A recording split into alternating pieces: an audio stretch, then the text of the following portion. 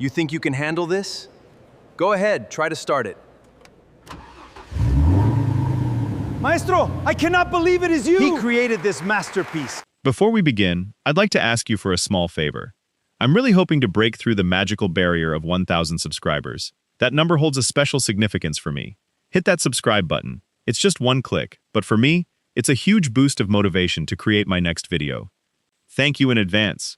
I'll give you my Ferrari if you can start it. What? Are you serious? Completely. If you can't, you can get out of here. All right? Here I go. I did it. The engine's on. It can't be impossible. I'll give you my Ferrari if you can start it. The millionaire humiliated the old man, and in the end, humiliation struck him. Get out of here, you ragged old man. We don't serve beggars dressed as clients at this bank. Are you here to ask for a coin or to dirty my marble floor? The voice boomed throughout the lobby of the Solidario del Valle Bank like a whip crack. Dozens of heads turned. The wealthy clients, wrapped in their designer coats and adorned with gleaming watches, stopped talking. The tellers held their breath. And in the center of that hall with soaring ceilings, beneath crystal chandeliers worth more than a house, a 78-year-old man stood perfectly still. His name was Anselmo Mondragon. He wore an old, worn brown jacket, its elbows frayed, a faded shirt buttoned to the neck, and mended trousers stitched by hand. He carried a small cloth satchel over his shoulder, the same one he'd had for 40 years. His shoes, though clean, bore the cracks of time. He had a white beard, skin weathered by the sun, and enormous hands calloused and scarred, hands that had toiled a lifetime. But what was most striking about Don Anselmo wasn't his poverty, it was his gaze, a calm, serene, almost amused look, like someone who had seen it all in this world, and nothing could surprise him. The man who had shouted at him was named Maximiliano Barondo. He was 38 years old and the general manager of that branch, the most luxurious in the entire city. He was handsome, tall, with a sharp jawline and hair slicked back with scented gel. He wore a designer navy blue suit that had cost a fortune, a gold watch on his wrist, and black shoes so polished they reflected the ceiling lights. He moved among the clients, like a king among his subjects, his chin always high and a sneer etched on his lips. "Are you deaf, Grandpa?" Maximiliano insisted, approaching with slow steps, savoring the attention he was beginning to receive. "I asked what you're doing here. This is a bank for serious people, for people with money, not for vagrants who come to warm themselves." Don Anselmo didn't answer immediately. He lowered his gaze to the polished marble floor, then slowly raised it and met the manager's eyes directly. "I'm here to conduct some business, young man," he said in a soft, measured voice, without a hint of fear. Just that, a simple transaction. Maximiliano let out a laugh, a loud, theatrical laugh, meant for everyone to hear. "A transaction," he repeated, clutching his chest as if the word pained him with laughter. "And with what, if I may ask? With those buttons on that bag of yours. Just look at how you're dressed." "You smell of the street, Grandpa. You're scaring away my important clients." A couple of young executives standing near the main pillar chuckled quietly. A woman with a crocodile handbag wrinkled her nose and stepped back 2 paces. Maximiliano noticed the effect he was having, and it emboldened him further. He loved an audience. He loved feeling powerful, and humiliating a poor old man in front of the wealthy was the best show for him. In a corner of the lobby, behind teller window number 4, a young cashier clenched her fists. Her name was Lucia Resendiz. She was 26 years old and had only been working at the bank for 8 months. She came from humble origins. She had studied at night and worked during the day to get where she was. And every time she saw Maximiliano mistreat someone, her stomach churned. But she was new. She had no power, and she knew that a single misplaced word could cost her the job she had worked so hard to get. Even so, this time she couldn't stay silent. "Sir," said Lucia, peeking out from her window, her voice trembling but firm. I can help the gentleman. There's no problem." "You, shut up." Maximiliano cut her off without even looking at her. "When I want your opinion, I'll ask for it." "Go back to counting bills. That's what I pay you for." Lucia lowered her gaze, her cheeks burning with shame and helplessness. Her fingers clenched the edge of the counter until they turned white. She wanted to scream, to defend that poor old man who had only come to conduct business, but the words caught in her throat. She thought of her grandfather, who had died 3 years ago, a humble man who had also worked the land his whole life. and her eyes filled with tears. Doña Remedios, the woman who cleaned the bank and ran the cafeteria on the second floor, had come out onto the mezzanine railing with a rag in her hand and was watching everything with a frown. She was 62 years old, with salt and pepper hair pulled back in a bun, and a personality that feared no one, even if circumstances forced her to remain silent. She had known Maximiliano since he arrived at the branch 3 years ago, and she knew perfectly well what kind of man he was, the kind who kisses the hand of the wealthy and kicks the one who has nothing. "He'll get what's coming to him someday, this scoundrel," she muttered to herself, shaking her head. "And I hope God lets me live to see it." Maximiliano circled the old man like a shark, surrounding its prey, and then his eyes landed on the center of the lobby, where the true pride of the branch was displayed. There, on a rotating platform illuminated by golden spotlights, rested a gleaming red Ferrari, a stunning sports car with perfect lines, which the bank was showcasing as part of a promotion for its most exclusive clients. Whoever opened a millionaire investment account would be entered into a drawing for that dream car. The Ferrari shone like a jewel under the light, its deep red paint seeming to breathe. Its impeccable silver rims and the prancing horse emblem gleamed on the hood. It was a classic model, restored to perfection, a true work of art on 4 wheels. Everyone who entered the bank stopped to admire it, to photograph it, to daydream about driving it. It was then that Maximiliano conceived the perfect idea to cap off his spectacle. "You know what, Grandpa?" he said, pointing to the car with a wicked smile. "I'm going to make you a proposal you'll never forget. See that Ferrari?" Don Anselmo slowly turned his head. His tired eyes fell upon the red car, and something shifted in his expression for a fraction of a second. A shadow, a memory. For an instant, the old man was no longer in that marble lobby, but somewhere else. In another time, amidst the smell of oil and hot metal, with the roar of an engine filling his chest, his fingers moved almost imperceptibly, as if remembering something that hands never forget, but the shadow vanished so quickly that no one noticed. "I see it," he replied simply. "Well, listen closely, because everyone present will remember what I'm about to say." Maximiliano raised his voice so that everyone in the lobby could hear him clearly. "I give you my word, in front of all these witnesses, if you, a pauper who can barely afford shoes, manage to start that Ferrari, I'll give it to you. You can take it, it's yours. The keys, the papers, everything." A murmur of astonishment swept through the room. The executives exchanged glances. The woman with the crocodile handbag opened her mouth. Even the security guards standing by the revolving door stepped closer to miss nothing. But Maximiliano continued, raising a finger and savoring each word. "If you can't start it, you'll get out of this bank and never set foot here again. And you'll apologize to each of my clients for ruining their morning with your foul odor. Deal?" The trap was perfect, and only Maximiliano knew it. That Ferrari had a special ignition system, an electronic mechanism that the manager himself had ordered modified for his cruel little games. It wasn't enough to turn a key. You had to know an exact sequence, a trick that only he knew. More than one conceited client had tried to start it for fun, and had ended up looking ridiculous. For a poor old man who had surely never even touched such a car, it was simply impossible. Maximiliano was already savoring the humiliation. He imagined the old man turning a non-existent key, pressing buttons at random, sweating in front of everyone while he laughed and the clients applauded his ingenuity. "So, Grandpa, what do you say?" he said, crossing his arms. "Do you accept, or are you already scared and prefer to run away like the rat you are?" Absolute silence fell. Everyone stared at the old man. Lucia felt her heart in her throat. Doña Remedios clutched the rag to her chest. And then Don Anselmo Mondragon did something no one expected. He smiled. It was a small, calm, almost tender smile, the smile of a man who holds a secret. He carefully placed his satchel on a marble bench. He adjusted his old brown jacket and took a step towards the center of the lobby, towards the red Ferrari that gleamed under the spotlights. "I accept, young man," he said, his voice clear, looking Maximiliano in the eye. "I accept your deal."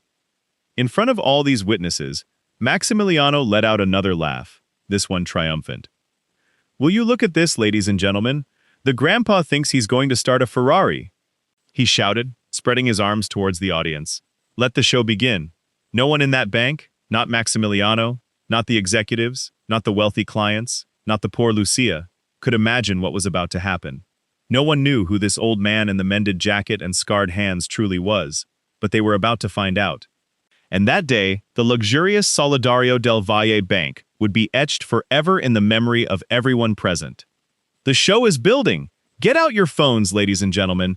You have to film this because you won't believe it, shouted Maximiliano Barando, pacing in the center of the lobby like a circus presenter.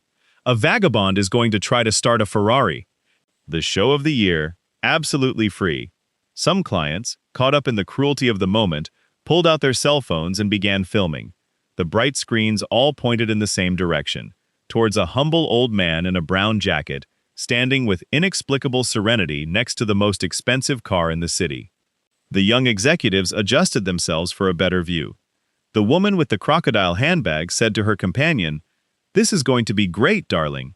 Maximiliano walked over to the Ferrari and placed his hand on the red hood with a proprietary gesture. Although the car actually belonged to the bank, he enjoyed every second. For him, this wasn't just a cruel joke. It was a demonstration of power. He wanted everyone to remember who ran that branch. He wanted the old man to sink into absolute ridicule in front of the cameras. And there was a deeper reason for his cruelty, a reason Maximiliano would never confess aloud. He himself had been born poor in a forgotten neighborhood of the city, the son of a shoemaker who barely earned enough to eat. He had climbed to the management position through flattery, lies, and betrayals, stepping on anyone who got in his way. And now he hated the poor with a special kind of hatred. He hated them because they reminded him of that humble past he tried so hard to hide under expensive suits and gold watches. Every time he humiliated someone destitute, he felt he was moving a little further away from the barefoot child he once was.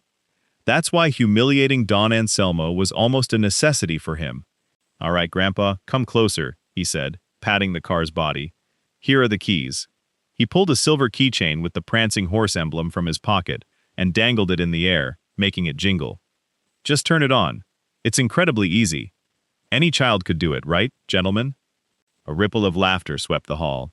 But Maximiliano was lying, and he knew it.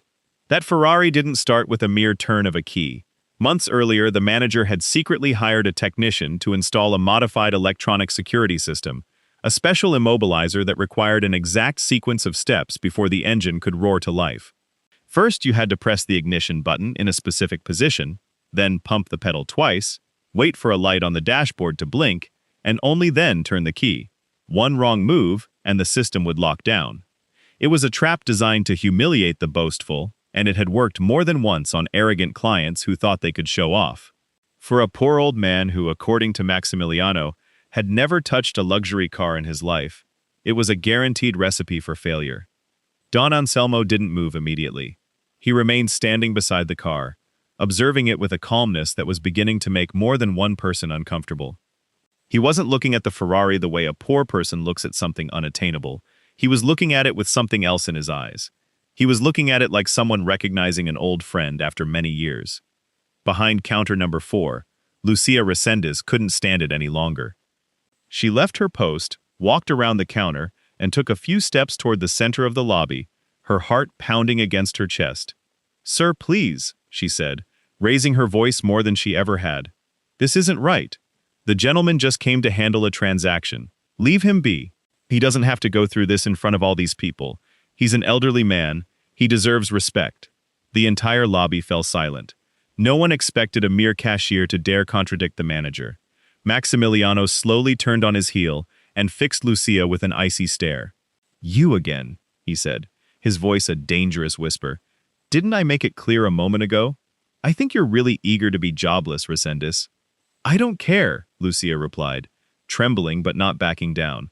"I'd rather be jobless than stand by and watch you humiliate an old man." A murmur swept through the other tellers. Some looked at her with secret admiration, others with fear, bracing for the manager's explosion. Doña Remedios, from the second-floor railing, brought a hand to her chest. "That girl has more courage than all the men in this bank put together," she thought proudly. She remembered her own youth, when she too had to swallow 1,000 humiliations to support her children. She clenched the rag in her hands and prayed silently that, for once in her life, the good guys wouldn't lose. Maximiliano approached Lucia, until he was just a hand's breadth from her face. He lowered his voice so only she could hear him, but his tone was pure menace. Listen to me carefully, girl. Tomorrow morning, I'll draft your resignation letter, and I'll personally make sure you're not hired by any other bank in this city. Did you understand? Now, get back to your post, and shut your mouth before you ruin your life over some measly stranger. Lucia felt her legs weaken, tears stinging her eyes, but before she could respond, a calm, deep voice intervened from the center of the lobby. Leave her be, young man. Everyone turned. It was Don Anselmo. He had spoken without raising his voice, but his words filled the hall with a strange authority, an authority that didn't fit his mended clothes at all. It's not fair that she should pay for something that's between you and me, the old man continued, looking directly at Maximiliano. The girl is only defending what's right, and believe me, it takes a lot of courage to do that in a place like this. Don't punish her. The deal is still on, you and I, the Ferrari, and all these witnesses. Not one more soul involved. Maximiliano looked at him with contempt, but something inside him was unsettled. There was something in the old man's way of speaking, a serenity that couldn't be bought with money, a dignity that wasn't learned on the street, but his pride was greater than his instinct. So he shook his head and smiled again. As you wish, grandfather. Just so you know, you asked for it. You turned to the crowd. Attention, everyone. The old man says he can handle it himself. Well, come on, let's give him his minute of glory. Lucia retreated to her counter, wiping away her tears, not understanding why this stranger had defended her. And then she noticed something that sent a chill down her spine. Don Anselmo's hands were trembling, but they weren't trembling with fear. They weren't trembling like the hands of a frightened man. They trembled in a different way, with a contained tremor, almost of emotion, like the hands of someone about to be reunited with something they thought lost forever. Lucia couldn't explain it, but she felt a shiver run down her back. That old man wasn't what he seemed, she was sure of it. Don Anselmo took another step toward the Ferrari, extended a hand, and lightly brushed the bodywork with his fingertips, tracing the curve of the fender as one might stroke a horse's flank. He closed his eyes for an instant, and a barely perceptible smile flickered beneath his white beard. It's been a long time, he whispered so softly that no one could hear him. Maximiliano crossed his arms, leaning against a column, ready to enjoy the old man's failure. The executives whispered and chuckled. The clients recorded. The lady with the crocodile purse moved closer to get a better look. The security guards smiled. Only Lucia and Doña Remedios felt that something wasn't quite right, that the atmosphere had shifted, that this humble old man held a huge secret behind his calm gaze. All set, grandfather, Maximiliano sneered. Don't take too long. My clients have important things to do. Let's see. Show us what you're made of. Don Anselmo opened his eyes, took a deep breath, and for the first time all morning, his face shed the weariness of an old man and transformed into something else entirely. The face of a man who knows exactly what he's doing. With pleasure, young man, he said. But first, allow me to ask you something. Are you absolutely sure you want to go through with this? Because when this engine starts, nothing in this bank will ever be the same again. Maximiliano burst out laughing. Oh, how scary, he mocked. The grandfather is threatening me. Come on, start it up already, clown. Stop playing mysterious. Don Anselmo nodded slowly. The smile didn't leave his face as he walked toward the Ferrari's door. The entire lobby held its breath. The cell phone cameras were fixed. Lucia brought her hands to her mouth. Doña Remedios clutched the railing. What was about to happen would be recorded forever. The invisible man. Don Anselmo's hands stopped an inch from the Ferrari's handle, and time in that marble lobby seemed to freeze. But to understand what was about to occur, to understand why that old man's hands trembled with emotion and not fear, one must first know who the man everyone despised truly was. One must go back, leave that opulent bank, and cross the city to a humble neighborhood, where no one had the slightest idea of the greatness hidden behind a patched-up jacket. Don Anselmo Mondragon lived alone in a modest little house at the end of a cobblestone street, in one of those old neighborhoods where everyone knows each other by name. The house was small, 2 rooms, a kitchen with faded tiles, and a backyard where a lemon tree he had planted himself 30 years ago grew. The walls were covered with photographs yellowed by time. In almost all of them appeared the same woman, Esperanza, his wife, who had passed away 5 years earlier from an illness that slowly took her, first stealing her memory and then her life. Since then, Don Anselmo had been a solitary man.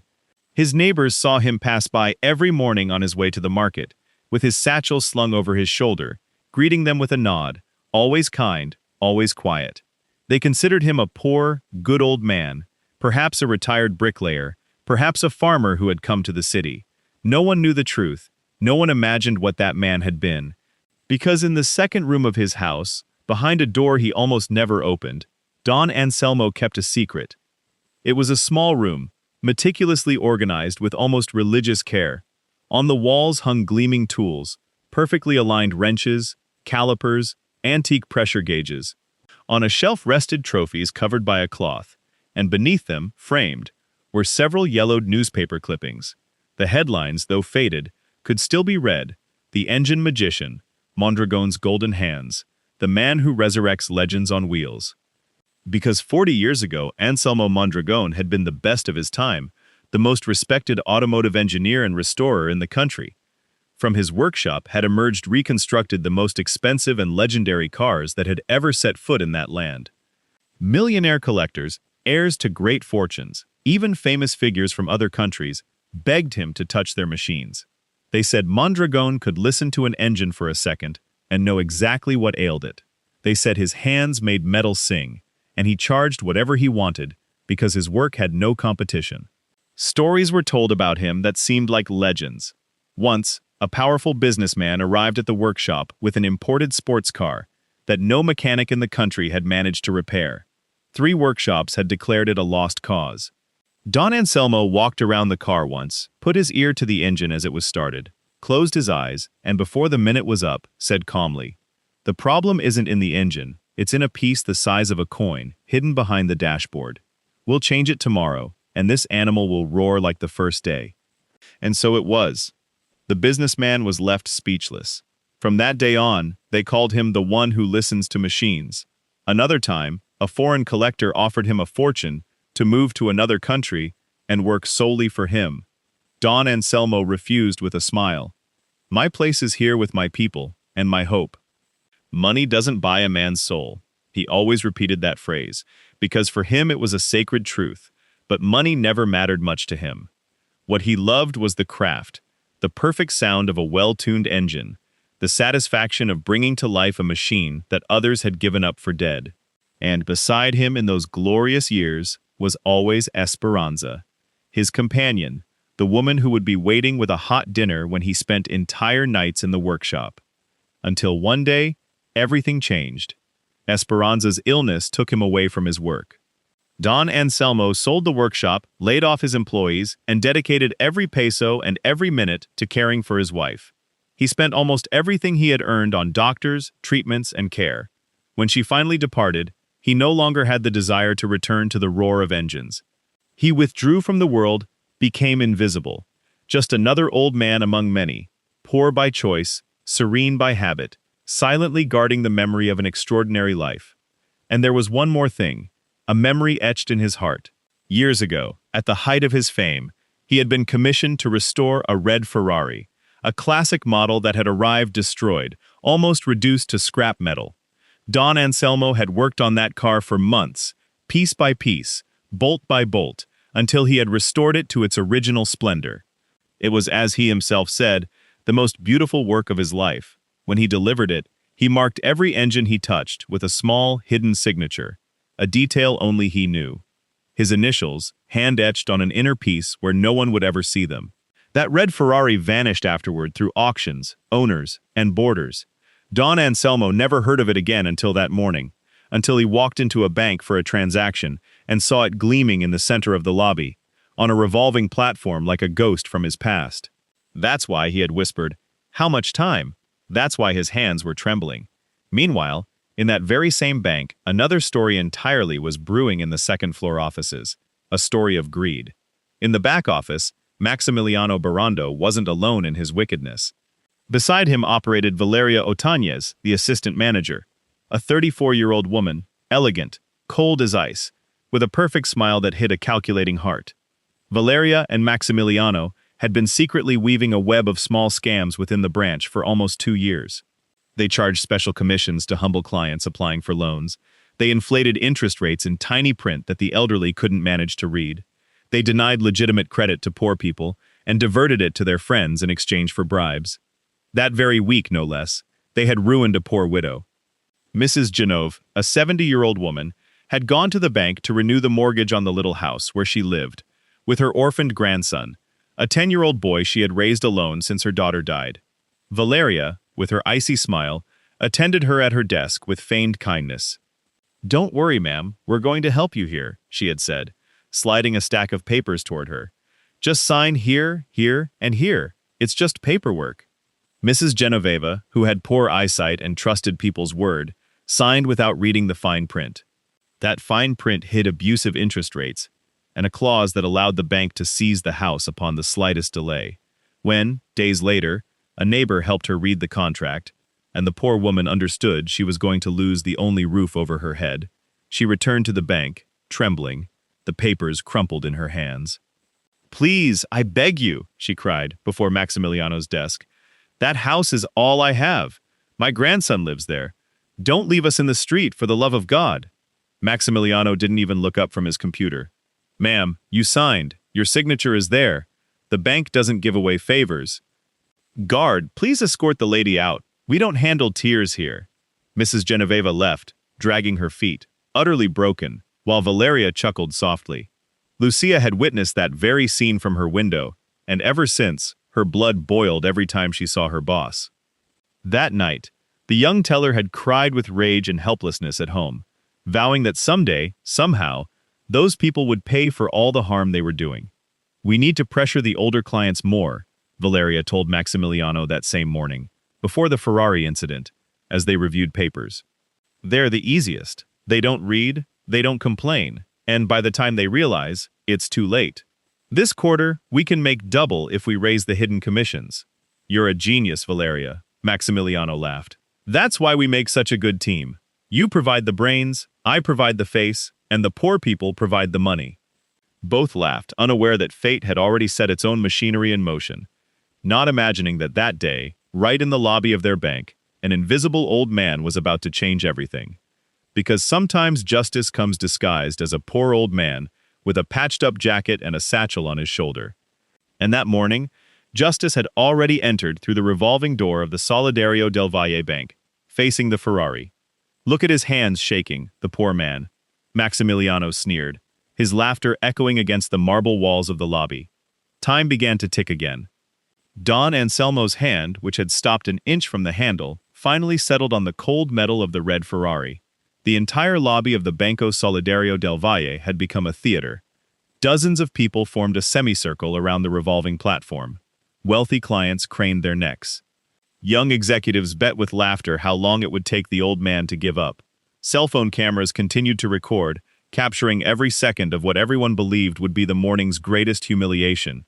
Maximiliano paraded like a ringmaster before his audience, savoring every moment. In his mind, it was all already written. The old man would press random buttons, turn the key in vain, the security system would lock with a humiliating beep, and then he, Maximiliano Barrondo, would declare his victory in front of everyone. He would kick the old man out, and the story would be told for years in the branch. The day a vagrant tried to start a Ferrari. What Maximiliano didn't know, what no one in that hall could even imagine, was that those trembling hands, covered in scars and age spots, were the very same hands that had rebuilt that very automobile 40 years ago.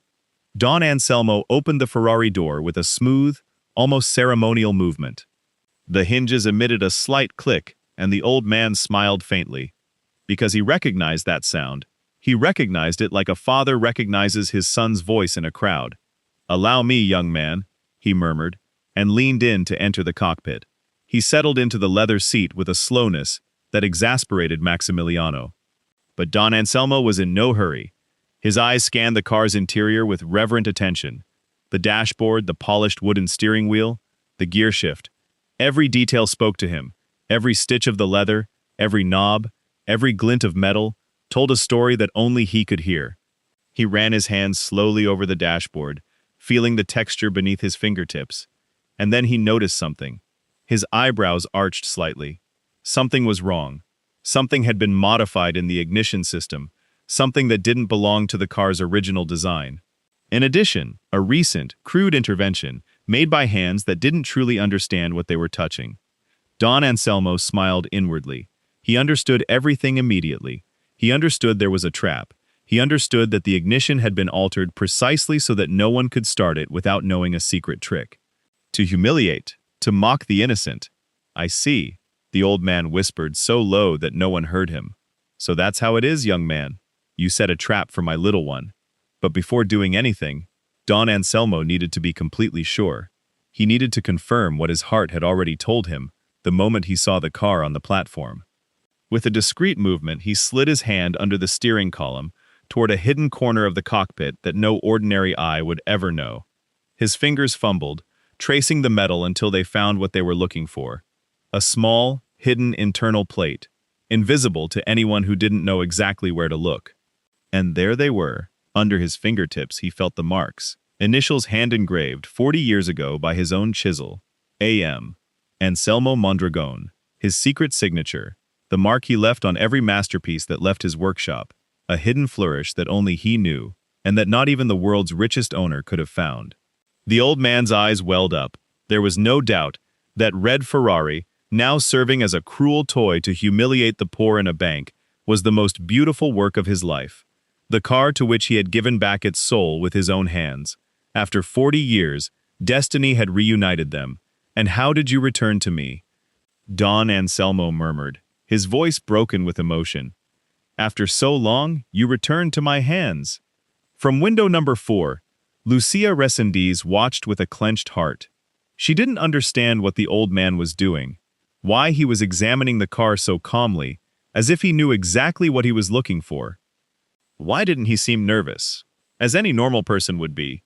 There was something in his movements, a serene confidence that didn't fit the image of a frightened old man. She had seen him slide his hand into parts of the car no one would ever look at, with the familiarity of someone who knows a place intimately. Lucia felt that chill run down her spine again. This man is not what he seems, she thought. I'm sure of it. From the second-floor railing, Doña Remedios clasped her hands to her chest and prayed softly. Holy Virgin, please make this old man shut that scoundrel up, just once. Let the humble win just once in life. All right, grandfather, shouted Maximiliano, impatient now, tapping his foot. Are you going to start it, or are you going to sit there caressing the dashboard like it's your girlfriend? I gave you the keys. Put the key in and turn it and see what happens. The audience is getting bored. Some clients laughed. Others, however, began to feel uncomfortable. There was something in the old man's dignity that stirred their consciences. An elegantly dressed older woman murmured to her husband, Poor man, this is cruel. We should leave. But curiosity kept them all glued to their seats. Don Anselmo took the silver keychain that Maximiliano had thrown onto the seat. He held it for a moment between his fingers, contemplating the small prancing horse emblem, that symbol he knew better than anyone. Then he raised his gaze and, through the windshield, observed the manager laughing heartily, surrounded by his audience. Young man, Don Anselmo said in a clear, serene voice, a voice that suddenly silenced the laughter in the room. Before starting this automobile, I want to ask you one last question, and I want all these witnesses to hear it clearly. The lobby fell silent. Maximiliano frowned, annoyed. Now, what do you want, old man? Hurry up. I want to know, the old man continued, if you know who built the heart of this Ferrari. Not who designed it in the factory far away, many years ago, but who rebuilt it, piece by piece, when this car arrived in pieces and no one in this country believed it would ever move again. You know, lawyer. Maximiliano let out a nervous laugh. What are you talking about, crazy old man? What do I care who assembled this car? The only thing that matters is that you're not going to start it. Stop making excuses and give up already. Don Anselmo nodded slowly, with a calm that was beginning to unnerve more than a few. You're right, young man. It doesn't matter that you don't know, but I assure you of one thing. This engine does. You know who I am, and engines, unlike men, never forget who gave them life. A murmur rippled through the hall. People looked at each other, not understanding what the old man was talking about. Had he gone mad? Or perhaps, Lucia felt her heart race. Doña Remedios held her breath. Even Maximiliano, for a fraction of a second, felt a pang of doubt pierce his chest, but he immediately shook it off and returned to his arrogant smile. Blah, blah, blah. Pure babble from an old charlatan. Start it or get out like the rat you are. Don Anselmo didn't reply. He closed his eyes for a moment, took a deep breath, and let his hands, those legendary hands that had made the noblest machines in the world sing, rest on the controls of the red Ferrari. His fingers moved with a precision impossible for an amateur. They didn't touch randomly. They touched with the certainty of someone who knows every secret of that machine. Every movement was exact, millimeter precise, born from a 40-year-old memory that his hands had never forgotten. The entire lobby held its breath. Cameras trembled in the hands of those filming. Lucia brought her fingers to her lips. Doña Remedios closed her eyes to pray, and then Don Anselmo placed his thumb on the ignition button. "Rest well, old friend," he whispered to the Ferrari. "We're going to wake up together one last time." His finger pressed, and what happened next would leave speechless every single person present at the Valley's Solidarity Bank. The roar. The Ferrari's engine awoke with a deep, powerful, perfect roar, a sound that vibrated the bank's windows and silenced all the laughter in the lobby at once. For an instant, no one reacted. No one could believe what their ears had just heard. The car that was supposedly impossible to start, the trap meticulously set by Maximiliano to humiliate the poor, had just sprung to life in the hands of the humblest elder of them all. The engine's purr filled the hall with a deep, majestic music, like the snore of a lion waking after a long sleep. Don Anselmo closed his eyes for a second, listening to that sound with his soul. For the others, it was simply an engine starting. For him, it was the beat of a heart he himself had built 40 years ago, beating again, intact, faithful. He recognized every nuance of that purr, the gentle rattle of the pistons, the rhythmic exhalation of the exhaust, that deep, clean note only a perfectly tuned engine could produce. It was like hearing the voice of an old friend again after 4 decades of silence. A tear rolled down his weathered cheek and disappeared into the folds of his white beard. "Are you still singing, old friend?" he murmured. "You're still singing. No one has touched your soul all these years. You're still the same." And then the lobby erupted. "He started it! The Lord started it!" someone shouted. "It can't be! It's impossible!" exclaimed another. "He did it! The grandfather! He did it!" Several voices shrieked at once. The customers who seconds before had been mocking were now applauding, astonished, disbelieving. Cell phone cameras trembled, capturing the moment. The lady with the crocodile handbag brought her hands to her mouth. The young executives who had bet against the old man turned pale. Speechless. The semicircle of people closed around the Ferrari, all wanting to see up close the elder who had just done the impossible. Behind window number 4, Lucia Resendit leaped to her feet, her eyes brimming with tears and a huge smile illuminating her face. "Yes, he did it!" she exclaimed, unable to contain herself, clapping with all her might. And from the second-floor railing, Doña Remedios wept openly, clutching her rag to her chest, looking at the sky. "Thank you, little virgin, thank you," she sobbed with happiness. "Finally, finally, one of us has put that scoundrel in his place." But amidst that euphoria, only one person remained paralyzed, white as paper, unable to move. Maximiliano Barrondo. The manager stared at the roaring Ferrari with bulging eyes, his jaw slack, understanding absolutely nothing. His perfect trap, his modified security system. The secret trick he believed he knew better than anyone. It had all been in vain. The old man had started it as if it were nothing, as if he were born to do it. "No, no, this is a trick," Maximiliano stammered, taking a step back. "It's cheating. Someone must have been paid. This can't be real." Don Anselmo turned off the engine with a smooth, elegant movement. Silence returned to the hall, but it was a different silence now, a silence of respect, of awe, of anticipation. The elder opened the door and stepped out of the Ferrari, with the dignity of a king descending from his throne. He adjusted his old brown jacket. He stood as tall as he was, taller than he had seemed when he entered, hunched and humble, and fixed his serene gaze on Maximiliano.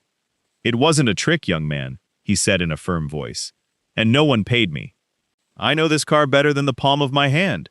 because these hands you so despised were the ones that gave it life." A murmur of bewilderment swept through the hall. At that moment, an older gentleman in the crowd, a customer with white hair and an impeccable suit, pushed his way through the people with an expression of astonishment. He looked at the elder intently, narrowing his eyes, like someone trying to recall something buried in the past. "One moment," the gentleman said, his voice trembling. "I know you. That face? Those hands? My God! You? Mondragon? Anselmo Mondragon, the engine wizard." The name fell upon the lobby like thunder. "Mondragon," someone repeated. "The restorer, the one who was in the newspapers years ago," another said. The older gentleman approached the elder, his eyes shining with emotion, and took his hand with respect, almost with reverence. "Master Mondragon, what an honor. What an immense honor," he said, almost breathless. "I followed you for years. My father was a classic car collector. You were a legend, the best in the country, not of the continent. They said your hands made dead machines sing. And this Ferrari, you restored this Ferrari." Don Anselmo nodded humbly, without arrogance, with his usual serenity. 40 years ago, sir, it arrived at my workshop in pieces. I dedicated months of my life to it. It was my most beloved work, and look at it now, reduced to a toy to humiliate the poor in the lobby of a bank." The gentleman turned to the crowd and raised his voice, indignant. "Gentlemen, this man you have just treated like a beggar is one of the most respected figures this country has produced. Kings and millionaires lined up for him to touch their cars, and this manager humiliated him in front of all of us." "I remember once," the gentleman continued, his voice breaking with emotion, addressing the people. "My father took his most prized car to 3 workshops, and all 3 declared it dead. Desperate, he took it to Master Mondragon, and he, just by listening to it start, knew exactly what was wrong with it. My father cried the day he returned it working. He cried like a child, and from then on, in my house, the name Mondragon was spoken with respect, like that of a saint. I never imagined I would have the honor of meeting him in person, much less under such shameful circumstances." At that moment, Lucia could no longer contain herself. She stepped out of her window, and Doña Remedios hurried down from the 2nd floor. The 2 women approached Don Anselmo, and Lucia, with tears in her eyes, took his hand tenderly. "Forgive us, Don Anselmo," said the young woman. "Forgive them for treating you this way in this place. You deserved none of this." "You have nothing to forgive, my daughter," the elder replied with a warm smile, stroking her hand. "You were the only one who defended me when no one else dared. I will never forget that. There is more dignity in your heart than in all the marble of this bank." Doña Remedios made the sign of the cross, still with tears on her cheeks. The gazes of everyone in the room then fell upon Maximiliano, who was backing away little by little, sweating coldly, feeling the ground open up beneath his feet. The same customers who minutes before had laughed at his taunts now watched him with contempt. The young executives discreetly distanced themselves from him, like someone moving away from a contagion. I didn't know," Maximiliano stammered. "How was I to know he was dressed like a poor person?" Don Anselmo interrupted him, taking a step toward him, without raising his voice, but with an authority that chilled the blood. "Say it, young man. Dressed as a poor person. And because of that, you decided I didn't deserve respect. That's why you shouted at me, humiliated me, and offered me this car, believing I could never start it. Well, I started it in front of all these witnesses, and you gave your word." Maximiliano swallowed hard. The memory of his own promise, made loudly in front of dozens of people and recorded by a dozen cell phones, crashed down on him like a slab. "The Ferrari belongs to the bank," he defended himself, his voice breaking. "I can't. It wasn't serious. It was just a joke." "A joke?" Don Anselmo repeated slowly, shaking his head. "For you, an elder's dignity is just a joke. But don't worry, young man. I didn't come for the car. I never came for that." Don Anselmo turned towards the exit, ready to leave with his head held high, leaving Maximiliano sunk in his own shame. He thought that was the end of it. He thought he would pick up his satchel and go back to his little house and his solitude, carrying the solace of having heard the song of his masterpiece one last time. But he didn't know that, at that precise moment, on the 2nd floor of the bank, someone had just recognized him too. Someone who, with trembling hands, picked up the phone and urgently dialed a number that very few in that bank knew, the private line of the president of the Solidarity Financial Group. What was about to happen would make Maximiliano's humiliation seem like merely the beginning. "The call, Mr. President. You have to come right now. He's here. The man you've been looking for years is here at the central branch." On the second floor of the bank, in a small office, a man in his 60s spoke on the phone, his voice choked and his hands trembling with emotion. His name was Gennaro Pacheco, and he was the oldest employee in the entire institution, the go-to accountant, a silent witness to the bank's history since its early days. He had recognized Don Anselmo as soon as he saw him cross the lobby that morning, but paralyzed by astonishment, had taken time to react. Now, with his heart pounding, he made the most important call of his life. On the other end of the line, a deep, grave voice responded after a silence that seemed eternal. "Gennaro, are you sure of what you're telling me? Is it really him?" "It's Master Mondragon." "Completely sure, sir. He just started the red Ferrari in the lobby in front of everyone. And sir, I have to tell you, Manager Barando humiliated him in front of all the clients, treated him like a beggar, shouted at him, mocked him." There was a glacial silence on the other end of the line. Then the voice spoke again, and this time it sounded different. It sounded like the contained roar of a storm about to break. "They humiliated him," the voice repeated in a whisper that was more frightening than a shout. "They humiliated Master Mondragon in my bank." "Yes, sir.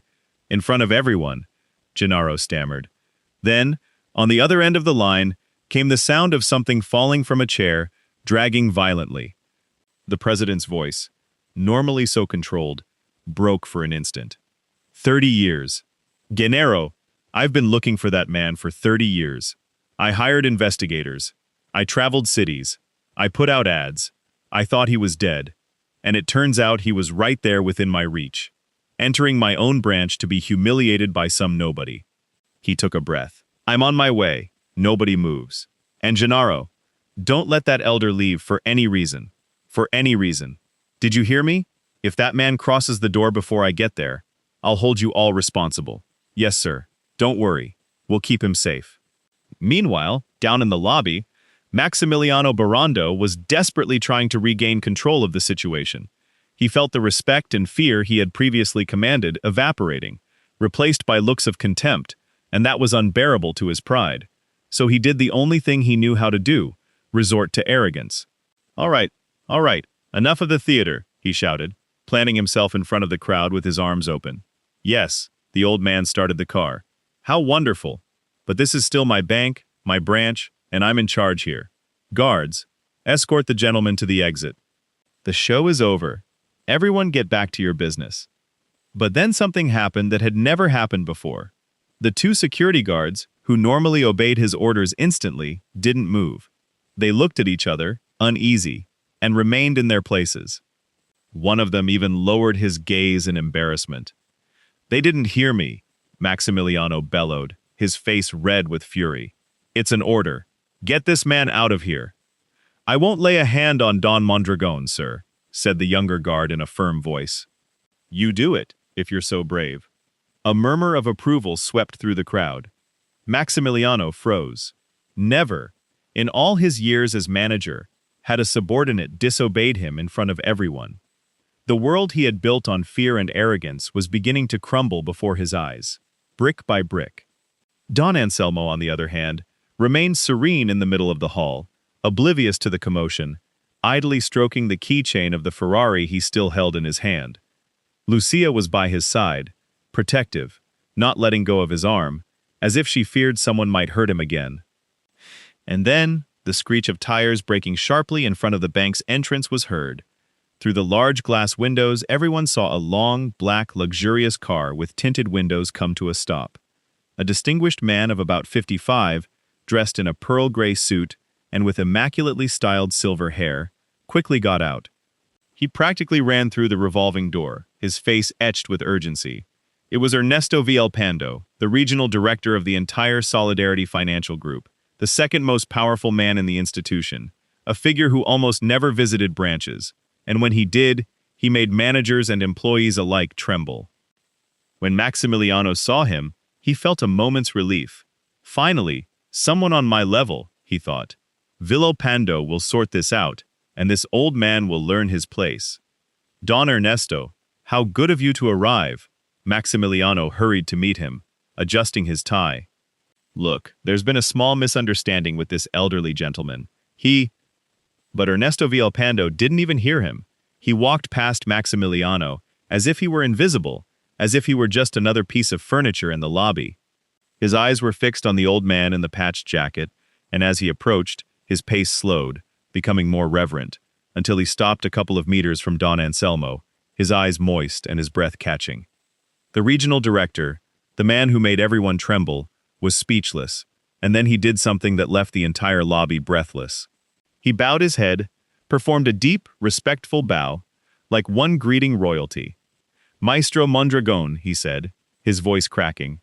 "My God, it truly is you, after all these years." A deathly silence fell over the hall. Maximiliano, who had expected Villalpando to defend him, stood frozen with his mouth agape.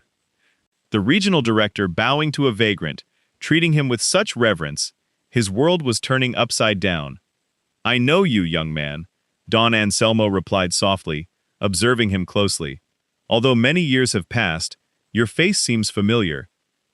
"You don't remember me, and that's natural," Villalpando said with a sad smile. "I was just a boy when I met you, but you changed my life without even knowing it." Villalpando cleared his throat, holding back his emotion, and spoke with a voice laden with memories. "I was 14 years old, Maestro. I was a starving street orphan who one day broke into your workshop to steal tools to sell. You caught me red-handed. Anyone else would have handed me over to the police or beaten me senseless, but you didn't. You looked me in the eye, asked me when I had last eaten, and instead of punishing me, you gave me food, you gave me work, you taught me the trade. You treated me with a dignity that no one in this world had ever given me." His voice broke. "You told me a phrase I never forgot. Young man, a person's worth is not measured by what they have in their pockets, but by what they have in their heart. Thanks to you, I left the streets. Thanks to you, I studied. Thanks to you, I am who I am today. And I wasn't the only one, Maestro. You saved many like me." Don Anselmo looked at him with shining eyes, and little by little, through the wrinkles of time, he began to recognize in that elegant man the frightened boy from 40 years ago. "Ernestito," he murmured with a trembling smile. "Little Ernesto, look at you now. What an important man you've become." The two men embraced, and more than one person in the audience wiped away tears. But Villalpando wasn't finished yet. He pulled away from the old man, turned to the crowd, and raised his voice so all could hear. "And not just mine, Maestro." His gaze swept across the lobby. "Listen to me, all of you. The man this manager humiliated like a dog is not a beggar. He is Anselmo Mondragon, and you should know something that will change your perception of what happened here today." Villalpando paused. Everyone held their breath. Maximiliano felt cold sweat trickle down his back. The founder and president of this entire financial group, the owner of this bank and all its branches in the country, the most powerful man in this institution. He paused again. He has spent the last years of his life searching for this elderly gentleman. He has searched high and low because he owes him absolutely everything he is. Because for him, Maestro Mondragon is like a father.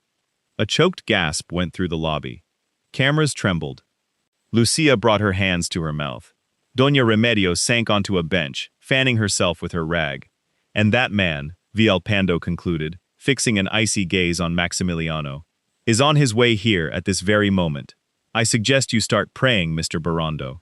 Maximiliano felt his legs give way. The blood drained from his face. He had just humiliated, in front of witnesses and cameras, the man who was like a father to the owner of the entire bank. And that owner was about to arrive. The truth. The bank's revolving door spun once more, and the most powerful man in the entire institution entered the lobby. But he didn't enter like a king. He entered like a son running to meet his father. His name was Rodrigo Manriquez. He was 52 years old. He wore a dark, impeccably tailored suit and walked with the confidence of someone who had built a financial empire from nothing. He was the founder and president of the Solidarity Financial Group, the owner of that bank, and dozens of branches scattered across the country. His name appeared in magazines, newspapers, on lists of the nation's richest men. But at that moment, all that power meant absolutely nothing to him. His eyes searched for one thing in that lobby, and when he found the old man in the patched brown jacket standing in the center of the hall, he stopped dead. The great businessman, the feared and respected magnate, was left breathless, as if he had seen a ghost. His lips trembled. "Maestro," he whispered. "Maestro." Anselmo narrowed his eyes, observing the face that time had matured, but not managed to erase from his memory. And then, slowly, a huge trembling smile lit up his wrinkled face. "Rodriguito," the old man said, his voice cracking. "Is it you, my boy, the skinny child who came to my workshop with broken shoes?" Rodrigo Manriquez could no longer hold back. The richest man in the region, the untouchable president, strode across the lobby and threw himself into the old man's arms, embracing him with all his might, weeping like a small child. He cried shamelessly, not caring who saw him, clinging to the chest of that humble old man. "Maestro, Maestro, I found you," Rodrigo sobbed. "After so many years, I finally found you. I looked for you everywhere. I hired people, I traveled entire cities. I spent a fortune looking for you. I even thought you had died, and here you are, at my bank, to be humiliated. Forgive me, Maestro. Forgive me for not finding you sooner." The entire lobby witnessed the scene in absolute silence, moved to their very bones. Many were weeping. Lucia's cheeks were wet. Doña Remedios sobbed openly. Even the young executives, once so arrogant, were discreetly wiping their eyes. When they finally separated, Rodrigo Manriquez turned to the crowd, still holding the old man's hand, and spoke with a voice heavy with emotion. "Listen to me, everyone. I want you to know who this man is." He took a breath. 40 years ago, I was an orphan who slept on the streets, starving, with no future and no hope. One day, I came to Maestro Mondragon's workshop looking for work, even though I knew how to do nothing. Anyone else would have kicked me out, but he looked at me and saw something that even I didn't see. He gave me work, he gave me shelter, he gave me food, he taught me the trade with infinite patience, but above all, he taught me something I would never forget, that a person's worth is not measured by the money they have in their pockets, but by the nobility they hold in their heart. The people listened, not daring to breathe. When I wanted to study, he paid for my books with his own money, even though he didn't have much to spare, Rodrigo continued. When I dreamed of something bigger, he gave me the push. Everything I am, I owe to this man. Every peso I have, every building that bears my name, this entire bank. None of this would exist without Anselmo Mondragon. That's why, when I founded this group, I named it Solidario, because I wanted to honor the principle he taught me, to treat everyone with dignity, especially the humblest. That was the soul of my bank. That should have been the soul of my bank. Rodrigo paused, and his eyes fell on the red Ferrari resting on the turntable. A shadow of pain crossed his face. "And that car," he said, pointing to it, his voice breaking. "Do you know why it's there in the center of my most important branch? 3 years ago, at an auction abroad, I recognized it. I recognized my master's masterpiece, the Ferrari, which he had restored with his own hands when I was just a boy passing him tools.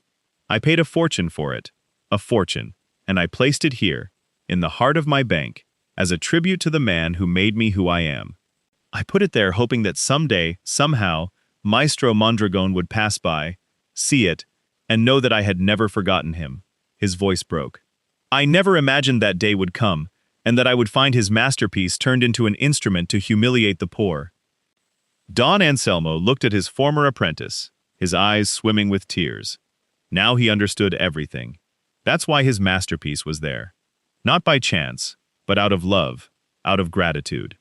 The reunion that morning had not been an act of chance, but of destiny, weaving its threads over 40 years.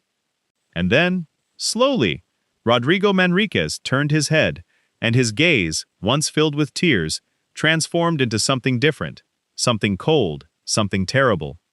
He searched the crowd until he found the trembling figure of Maximiliano Berrondo, who had cowered against a column, as white as a corpse. "And today," Rodrigo said, his voice like ice, advancing towards the manager, "I have discovered that the soul of my bank is rotten, that a man I put in charge has turned this place into a nest of arrogance and cruelty, who humiliated my master, the man who gave me life, treating him like garbage in front of dozens of witnesses." Maximiliano fell to his knees. "Mr. Manriquez, Mr. President, I didn't know. I swear I didn't know who he was," he pleaded. clasping his hands. "If I had known he was your friend, I never would have." "That is precisely the problem!" Rodrigo roared, his cry echoing through the entire lobby, making everyone tremble. "You only respected people when you deemed them important. And if he had just been any poor old man, with no famous last name, then yes, it would have been perfectly fine to humiliate him. Then he truly deserved to be treated like a dog." Maximiliano didn't know how to respond. He lowered his head, defeated. "Master Mondragon taught me to treat the poorest and the richest man with equal respect," Rodrigo continued, trembling with indignation. "And you, Barando, have done the exact opposite. You've tarnished everything this bank stands for." Then a voice joined in from the side. It was Gennaro Pacheco, the old accountant, descending the stairs with a thick folder in his hands and a hardened face. "Mr. President," Gennaro said, his voice firm, "there's something else you need to know, and I fear it's far worse than today's humiliation. For months I've had suspicions, gathering evidence in silence, afraid to say anything for fear of losing my job. But I can't stay quiet any longer. Mr. Barando and Deputy Manager Valeria Otañez have been stealing from the most humble clients of this branch. Illegal commissions, inflated interest rates, loans denied to the poor, and diverted in exchange for bribes. I have it all documented here. Names, dates, amounts, signatures. There are dozens of families defrauded, sir, elders, widows, people who trusted this bank and were stripped of their savings and even their homes." A murmur of indignation swept through the hall. Maximiliano paled even further, if that were possible. "That's a lie!" the manager shouted desperately. "That old accountant is jealous of me. He's making it all up." "Jealousy?" Gennaro replied with dignity. "I've been with this bank for 30 years, Mr. Barando. I came here to build this institution. I knew the values Mr. Manriquez founded it upon, and I've watched you trample them one by one. It's not jealousy, it's shame. Shame for having stayed silent for so long." And what? And in the distance, at the back of the lobby, an elegant figure tried to slip away discreetly towards the rear exit. It was Valeria Otañez, who had come down to snoop and was now, upon hearing her name, attempting to flee with hurried steps. "Nobody leaves this bank," Rodrigo Manriquez ordered with a voice of thunder. "Close the doors, and have someone call my audit team and my lawyers right now." The guards closed the doors. Valeria was trapped, frozen mid-stride, her face contorted. Don Anselmo, amidst all that turmoil, remained serene, observing everything with his disconcertingly calm demeanor. He placed a hand on Rodrigo's shoulder to steady him. "Easy, my boy," he said softly. "Justice doesn't need shouts, it only needs truth, and the truth will finally come to light today." Maximiliano and Valeria looked at each other from afar, trapped, cornered, knowing that their kingdom of lies was on the verge of complete collapse. The reckoning had barely begun. "The reckoning! Stop her! Don't let that woman out!" Rodrigo Manriquez shouted, and 2 guards blocked the rear exit, just as Valeria Otañez was attempting to flee. The deputy manager found herself trapped in the middle of the lobby, cornered by everyone's gaze. Her icy elegance had shattered. The flawless makeup couldn't hide the panic in her eyes. For a moment, she tried to compose herself, to lift her chin, to feign indignation. "This is an outrage," she said, her voice trembling. "I haven't done anything. I'm an honest employee. Everything that accountant says is slander." But Gennaro Pacheco was already opening his folder on the counter, laying out the documents one by one for the president to see. "Here are the records, Mr. Manriquez," the old accountant said. "Loans denied to clients who qualified, later diverted to straw men, commissions charged for services that never existed," and he lifted a particular sheet. The case of Mrs. Genove, a 70-year-old widow who was made to sign a mortgage with hidden clauses to seize her home, the home where she lived with her orphan grandson. They were going to throw her out on the street next week. Upon hearing that name, Lucia stepped forward, her face flushed with indignation. "It's true, sir," she exclaimed. "I saw it with my own eyes." Mrs. Genove came crying, begging them not to take her house, and Mr. Barando threw her out of the bank, telling her they didn't handle whining here. "I was at my window, I saw it all, and like me, many saw things, but we were afraid to speak." Rodrigo Manriquez took the documents with hands trembling with fury, reviewed them in silence, page after page, and with each sheet, His face grew harder. When he finished, he looked up and fixed his eyes first on Valeria, then on Maximiliano, who remained kneeling on the floor. "You stole from the weakest," the president said in a low, controlled voice that was more terrifying than any shout. "From the elderly, from widows, from people who had no way to defend themselves.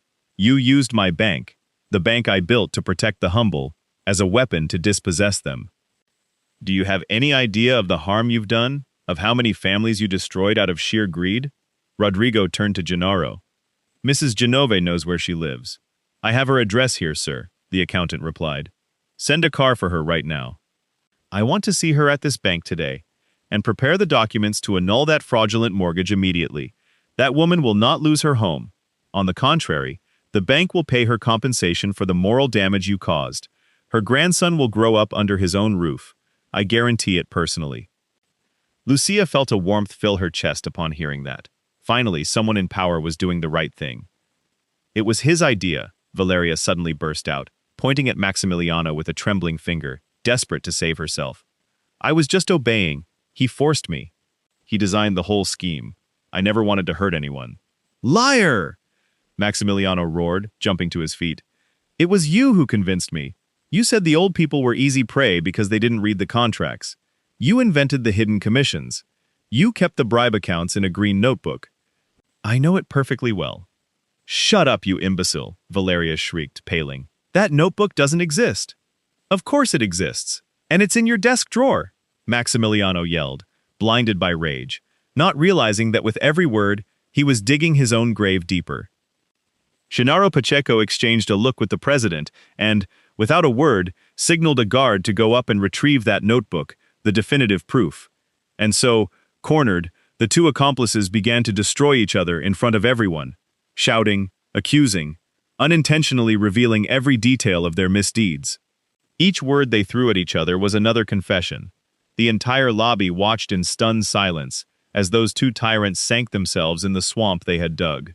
Don Anselmo watched it all with sadness. There was no joy on his face seeing his tormentors fall, only a serene melancholy. "Look at yourselves," the old man said suddenly, his calm voice silencing the two's screams. "Look closely. You had everything: youth, health, good jobs, a roof over your heads, food on the table, and yet you chose to steal the bread from those who have nothing.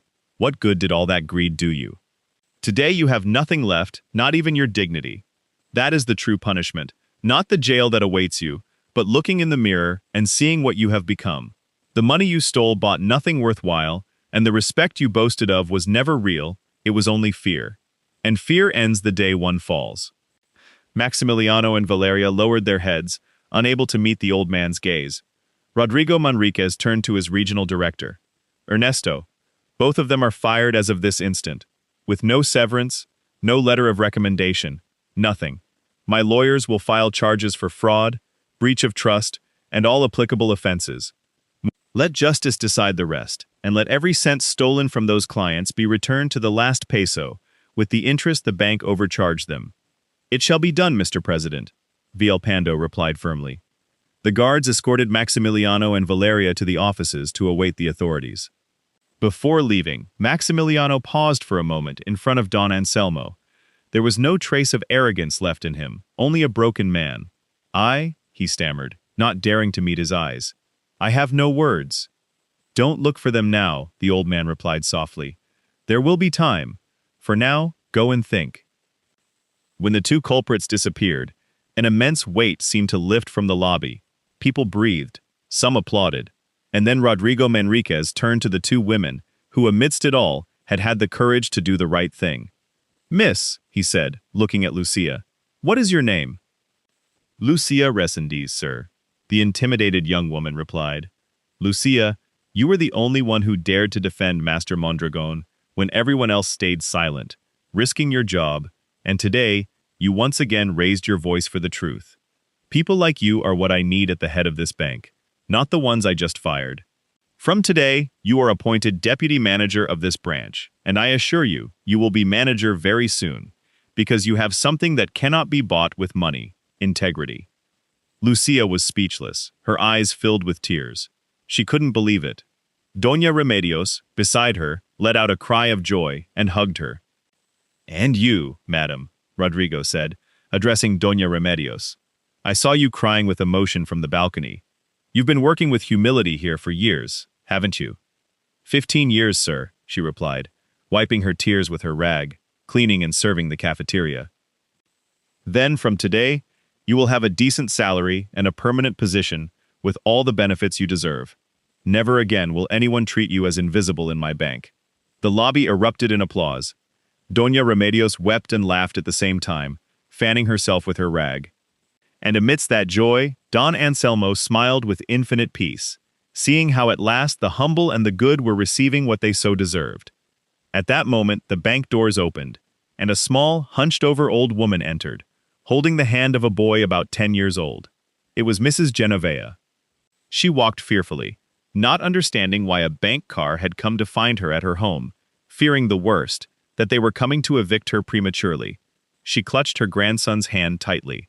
Rodrigo Manriquez walked towards her, and, to everyone's astonishment, bowed with respect and took her hand. "Mrs. Genovea," he said in a soft voice, "I am Rodrigo Manriquez, the president of this bank. I come to ask for your forgiveness on behalf of this entire institution for the harm you have been caused. I want you to know one thing, and I want you to hear it well. Your house is yours forever. The fraudulent debt is annulled today, and furthermore, the bank will give you compensation so that you and your grandson never have to face hardship again." Mrs. Genovea brought her trembling hands to her face and burst into tears. The boy hugged her, not fully understanding what was happening, but caught up in his grandmother's tears. "May God bless you, sir." "May God bless you 1,000 times," the old woman sobbed. "I hadn't been sleeping, thinking we were going to be on the street. I prayed to the Virgin every night." "Your prayers have been heard, madam," Don Anselmo intervened, approaching tenderly. "Sometimes heaven takes its time, but it never forgets the good." The scene moved everyone in the lobby to tears, and Don Anselmo, witnessing that reunion of justice, felt that everything, the humiliation, the contempt, the unpleasantness of that morning, had been worth it. If his visit to the bank had served to save the home of a widow and her grandson, then destiny had worked things out for the best. But there was still one matter left unresolved, a matter involving a red Ferrari, a promise shouted in front of everyone, and the generous heart of an old man who had never lived for money. A redemptive resolution. The deal was clear, and everyone heard it.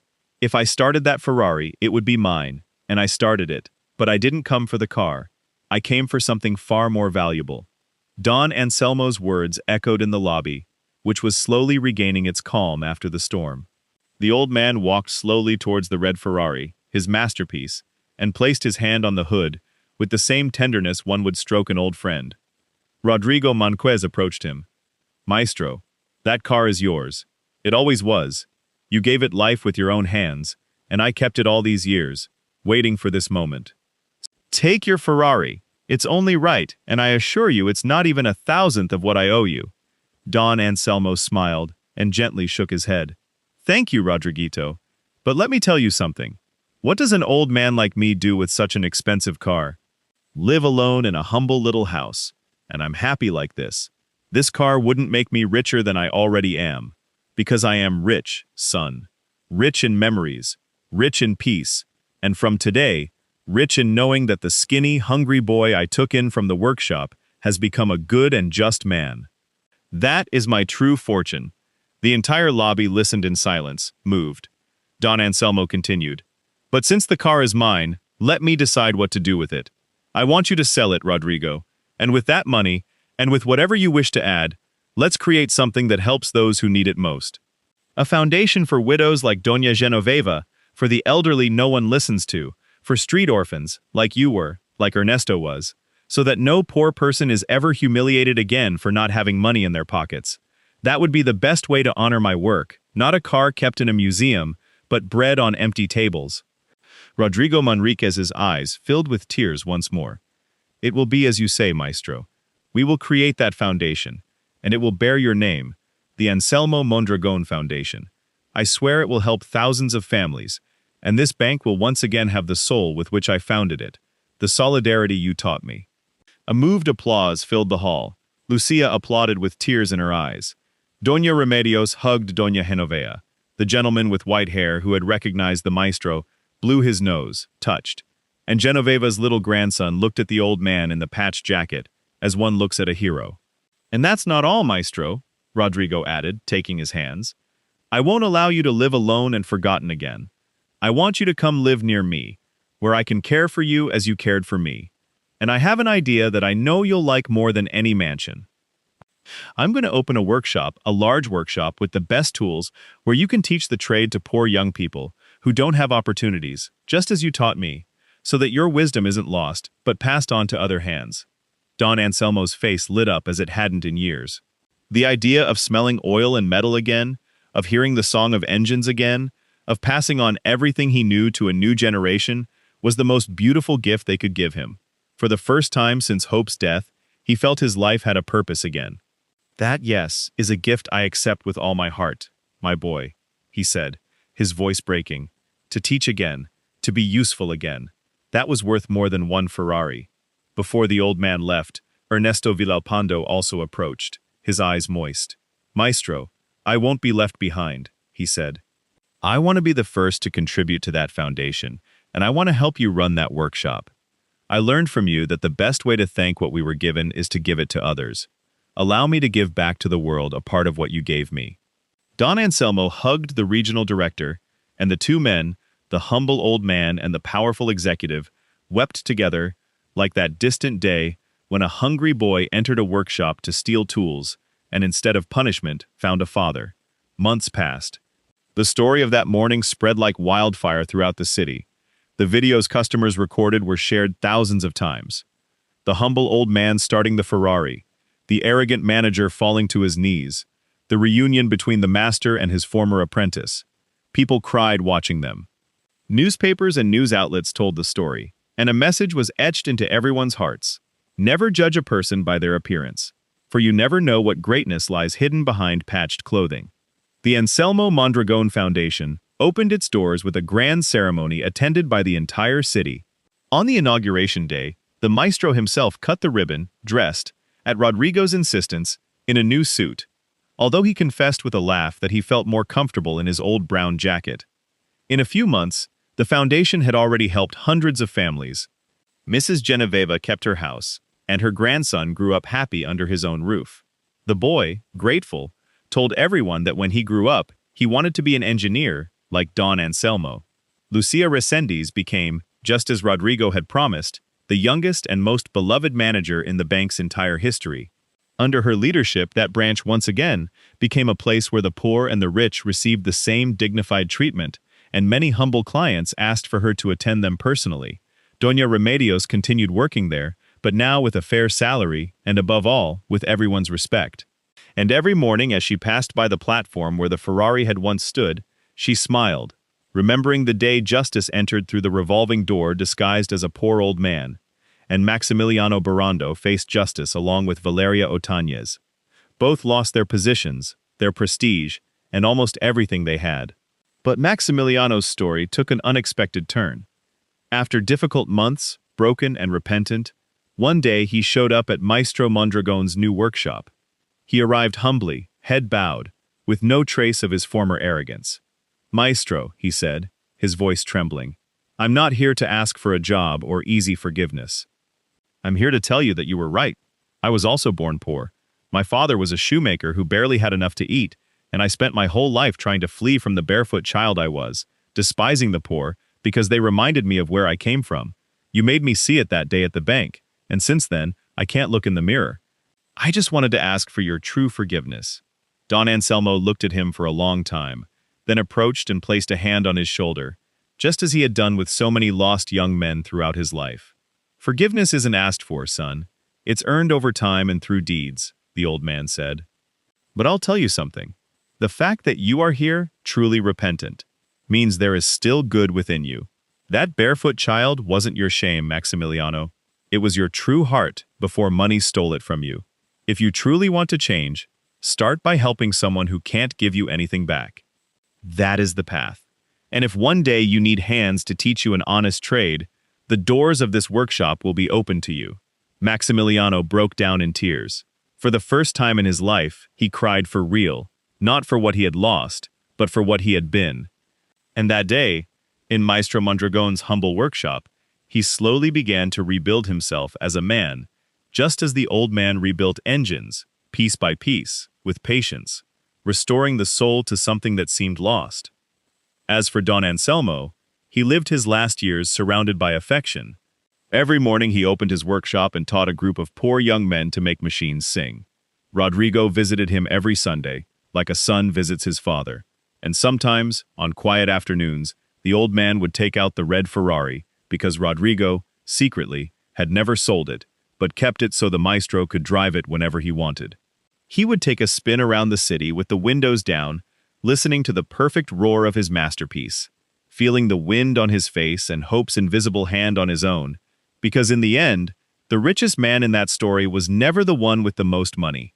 It was the old man in the patched jacket who, with hands full of scars and a heart full of kindness, reminded the entire world of a simple, eternal truth. A person's greatness is never measured by what they wear, but by what they carry within.